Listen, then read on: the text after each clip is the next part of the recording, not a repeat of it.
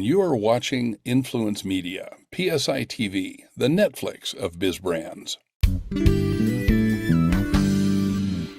My guest today is Stephen Howard. He is no stranger to PSI TV. In fact, last year, Stephen and I talked about how good managers can become great leaders, and that show is here on this channel, so please go check that out as well.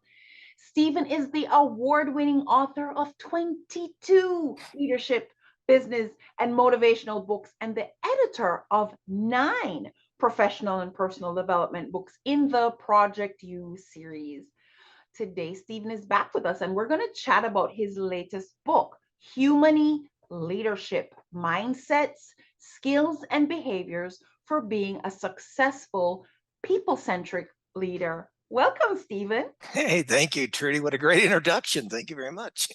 So, Stephen, you have been in this leadership space for 30 plus years, and the workplace has really changed over time, especially with the increasing move to remote access workforce. How would you say leadership is different now when the workforce is remote? Oh, only about like 75% or 80%, something like that. Even before the pandemic, leadership was changing a bit, but in honesty, I think we have a broken mindset about leadership, one that's been focused too much and primarily on outputs and results. And really, our leadership models are designed to thrive in times of consistency, times of predictability. We don't have those anymore. Those models work when organizational power smothered workforce choices, people's attitudes on the importance of work dictated their perception of self-worth and self-image. People identified with their jobs. Well, those days are history. And so that's what the new book talks about. And so I think it's changed significantly. And I kind of said it went on steroids during the pandemic. And that's how it's changed.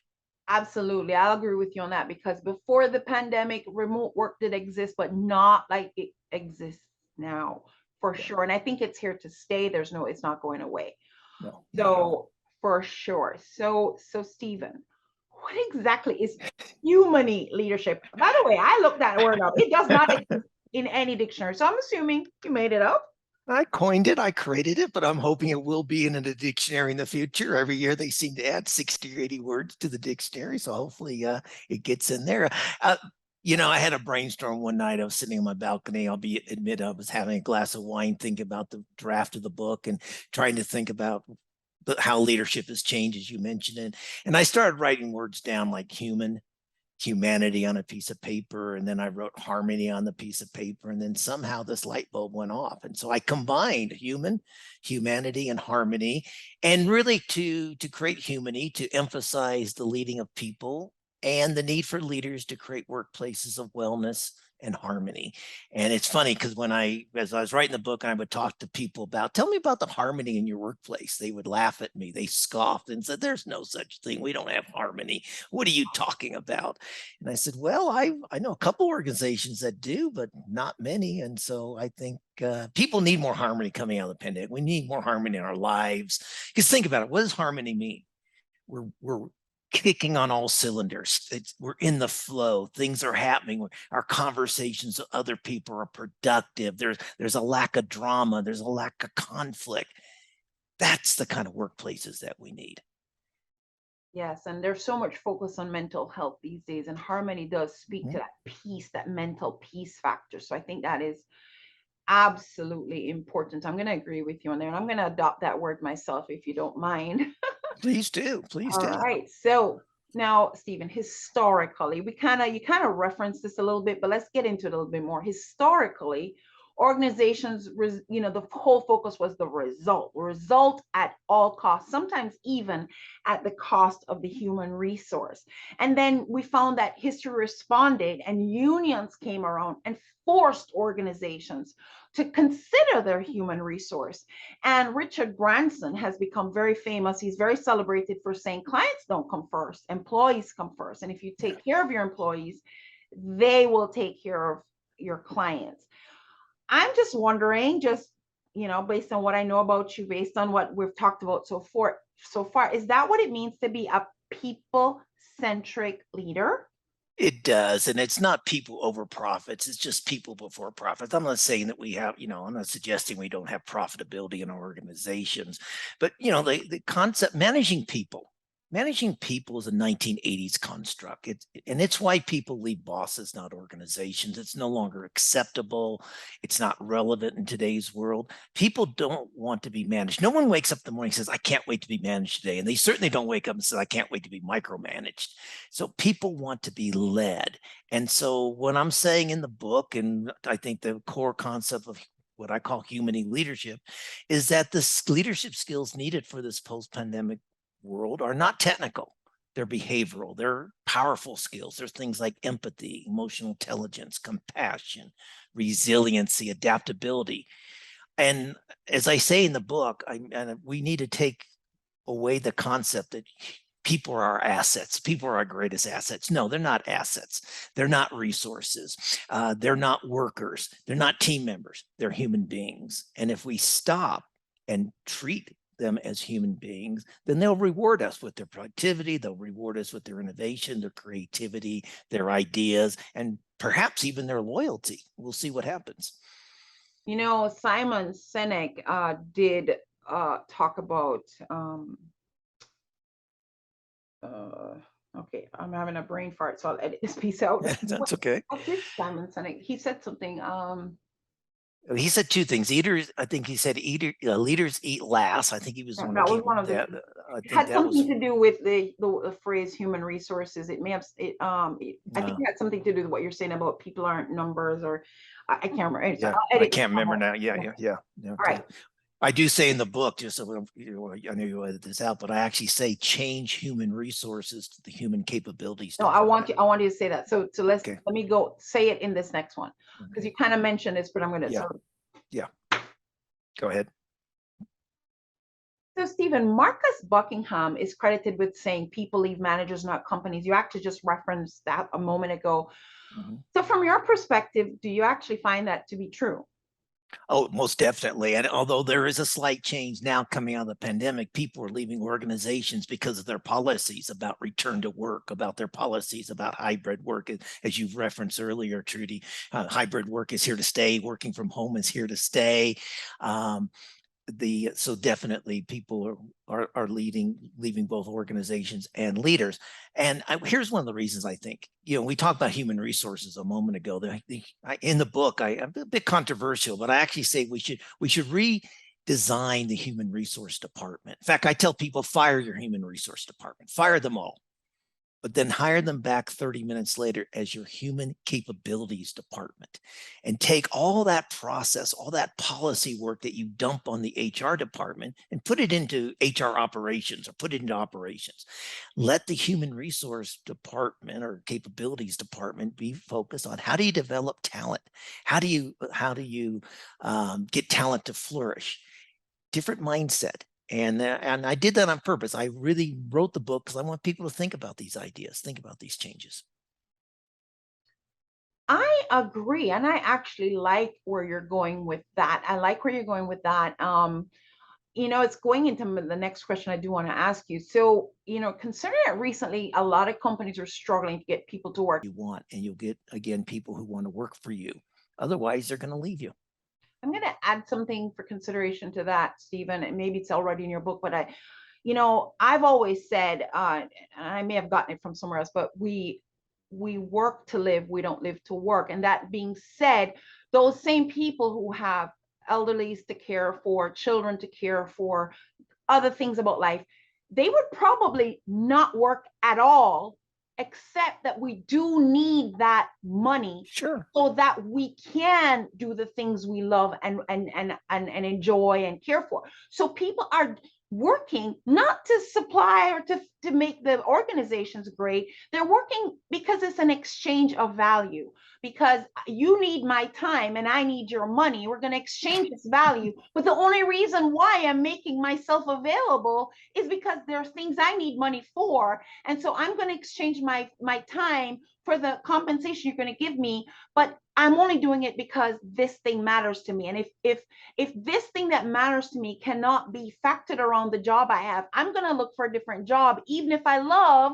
the job I'm at, because the things that matter to me, which is why I went to work in the first place, are why I'm going to take any job. There are people who will work at McDonald's even with their PhDs, simply because McDonald's allows for a flexible schedule and they have to be available for 7 a.m. in the morning to get their kids off to school. So it's less about whether I found the greatest job in the world and I love my job, as it is, how does this job make my life go along with my life? Because the things that I'm working for are the reason why I'm working in the first place. So I just wanted to add that piece there.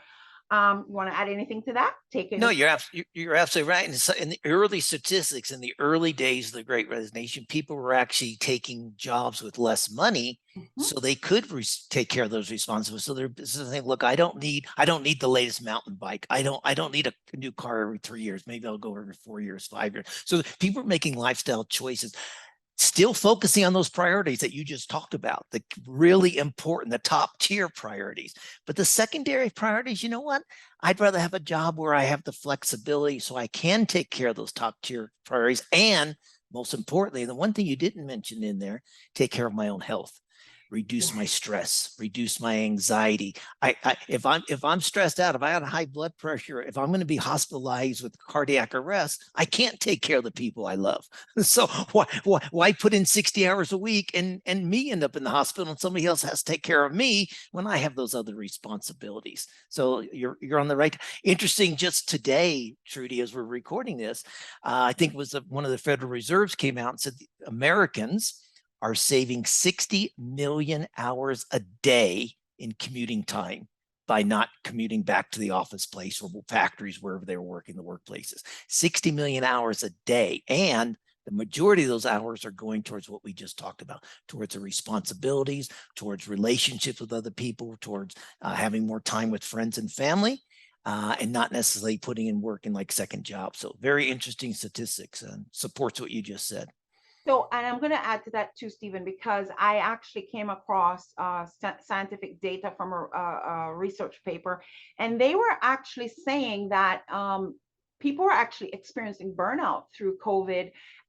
Yes, they got rid of the commute, but they were actually working more. And my son, who's a lawyer, actually said to me, Mom, they were actually getting more billable hours out of me. The company was far more profitable during COVID.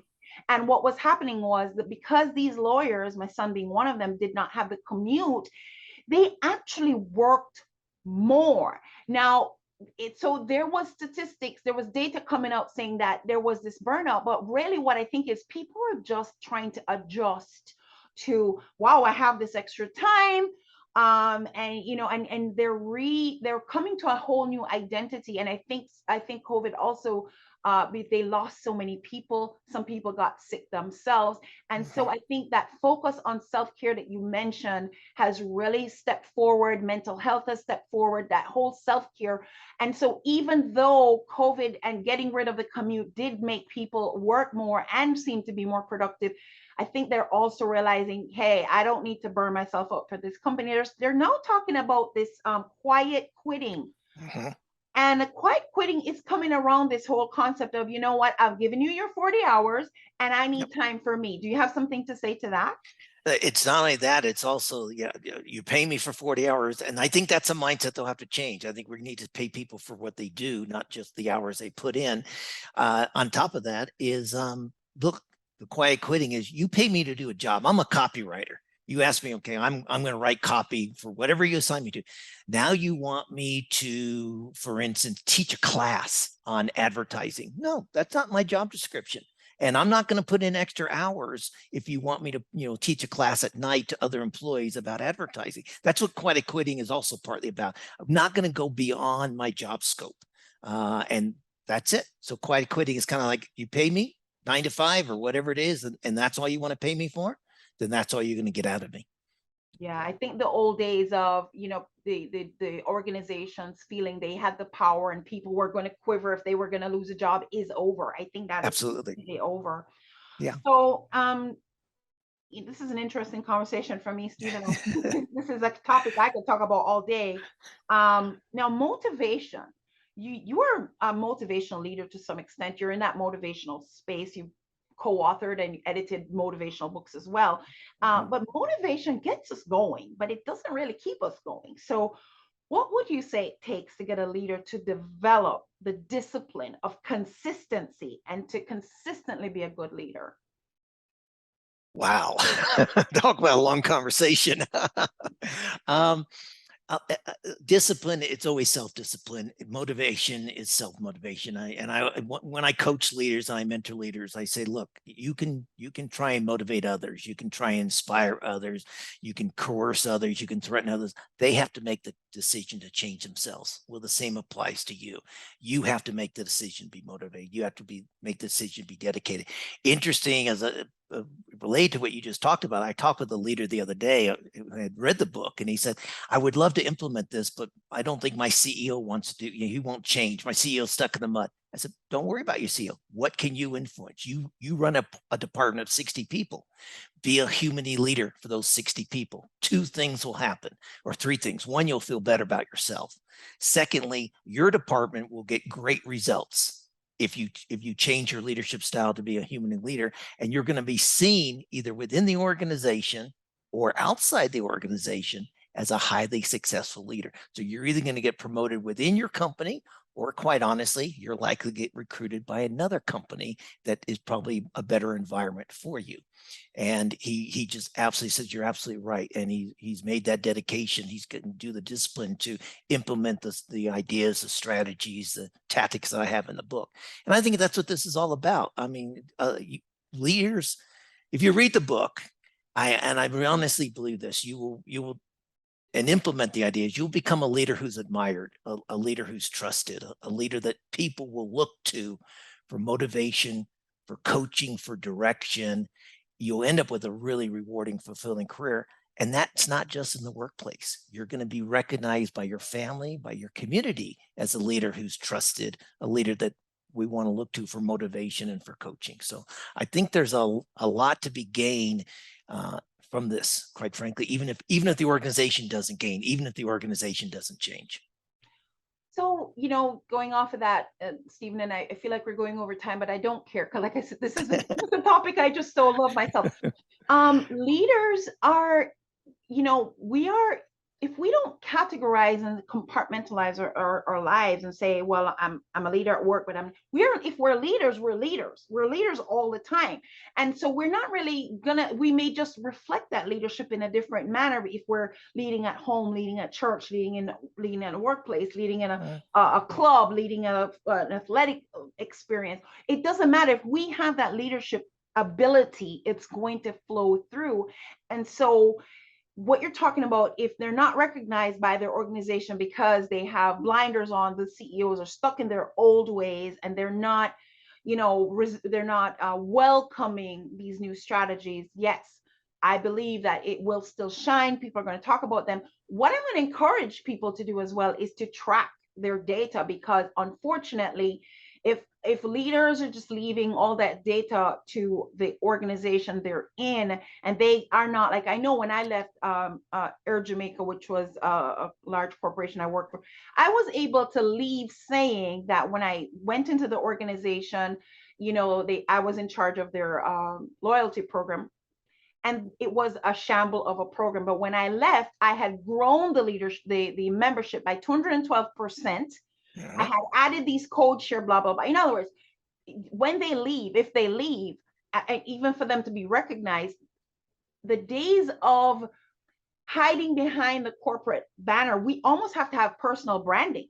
Because if, like right now, I don't know that I know who is the CEO of Apple anymore. I think I still just remember Steve Jobs. I know he's not the CEO No. anymore, but the things that Steve Jobs had a personal brand beyond, he got known for what he was doing. And I think too many, I want to really encourage the leaders who are listening to this show today, that beyond your corporate job, that you're doing well in a corporate job, that you develop your own persona outside of the company, be known for your leadership skills outside of the company, because when you leave, what you just talked about, being celebrated and picked up by another organization, is going to depend on that reputation going before you.